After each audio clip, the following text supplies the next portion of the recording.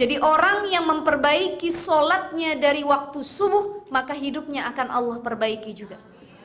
Jadi kalau ada banyak yang curhat, Ustazah ya Allah, kok rizki saya susah, kok sama pasangan berantem aja, kok keluarga kayaknya pabelit, cek orang Sunda nama ya, banyak masalah, pusing, utang gak kelar-kelar, gak lunas-lunas. Kenapa ya Ustazah? Pabaliat ya Bu ya.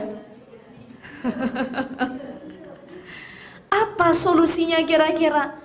Kok kayaknya gak pernah ada solusi, jalan keluar dari permasalahan yang saya hadapi?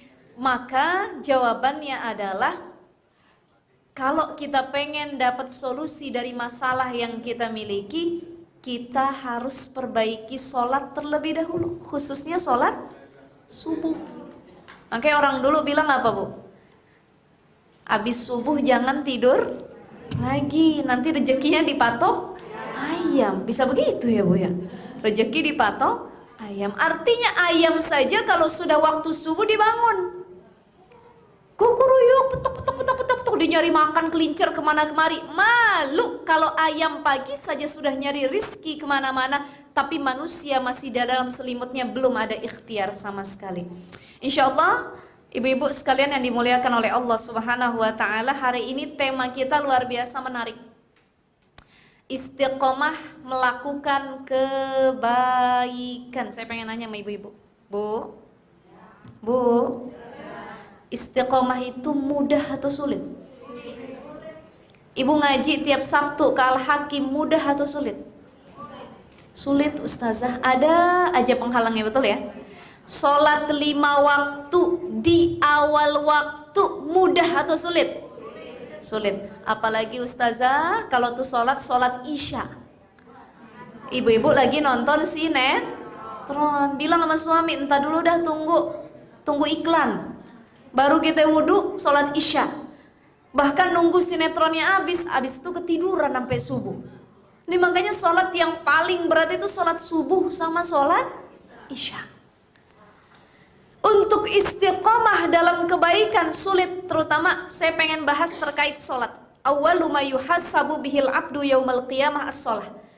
Nanti di yaumil akhir, amal kita yang pertama kali dihisab sama Allah itu apa Bu? Salat. Awwalu ma yuhassabu bihil abdu yaumal qiyamah as-salah. Jadi nggak ada amal yang lain, salat dulu. Al-farqu bainal muslim wal kufr as-salah. Yang membedakan dia muslim atau kafir, yang membedakan dia beragama atau tidak, itu dilihat dari salatnya. Makanya orang yang salatnya baik, pasti kepribadiannya makin baik, hidupnya makin baik, masalahnya cepat Allah kasih jalan keluar. Kenapa? Diperbaiki dari sholatnya. Bagaimana agar kita istiqomah melakukan sholat 5 waktu? Ini kita pinggirin dulu sholat sunnah, tahajud, duha, qobliyah, ba'diyah. Fokus sama sholat 5 waktu, subuh, zuhur, asar, maghrib, isya. Susah Ustazah istiqomahnya, berat bukan main. Ya, apalagi untuk khusyuk dalam sholat juga sulit. Lalu apa kiat-kiat agar kita istiqomah dalam sholat? Yang pertama, jadikan sholat itu kebutuhan, bukan kewajiban. Bu, selama ini kita nganggap sholat butuh apa wajib? Wajib ya. Kalau kita nggak sholat, dapat dosa. Itu berarti tingkatan sholat di sisi kita masih rendah, bukan kebutuhan, masih kewajiban. Wajib itu apa definisinya? Dikerjakan mendapat pahala, ditinggalkan mendapat dosa. Jadi ternyata yang masih kita kejar dari meninggalkan dan mengerjakan sholat adalah pahala sama dosa. Dikerjain, kita kepikiran dapat pahala dari Allah. Ditinggalin, ya Allah saya takut dosa. Masih di situ tingkat keimanan kita.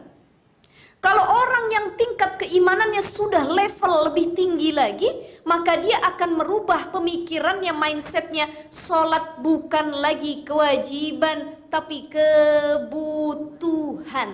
Kita deh Bu, manusia sehari-hari makan itu wajib apa butuh? Wajib. Ibu sehari makan berapa kali? Wajib apa butuh? Wajib apa butuh? Butuh. Sehari makan 3 kali. Kalau sehari makan sekali,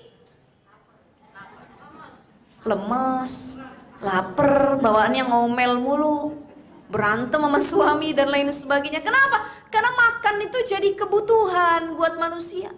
Minum butuh apa wajib? Butuh apa wajib? Butuh. Kita kalau nggak minum bisa dehidrasi, sakit dan lain sebagainya. Itu berarti kita sudah menganggap tidur butuh, bukan lagi wajib. Makan butuh, bukan lagi wajib.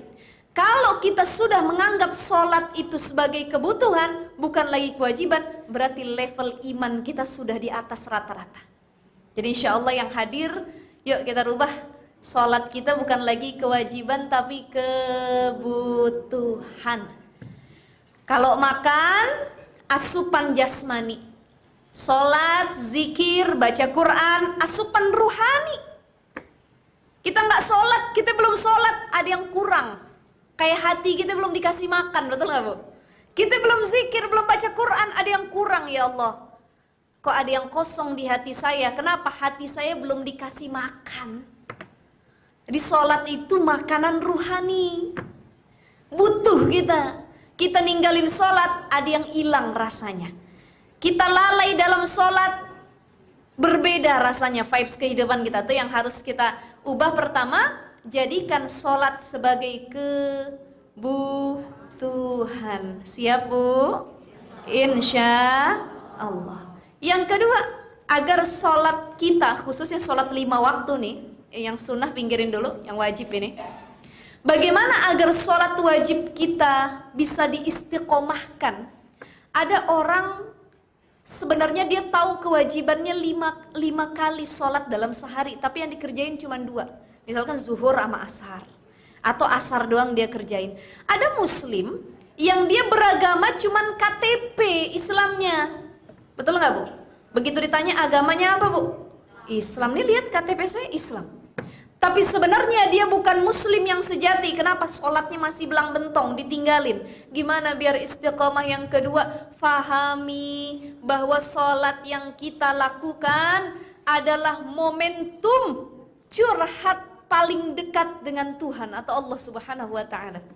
Jadi sholat itu adalah waktu pendekatan sama Allah. Nih ibu sujud. Ibu sujud. Ketika sujud, banyakin baca doa.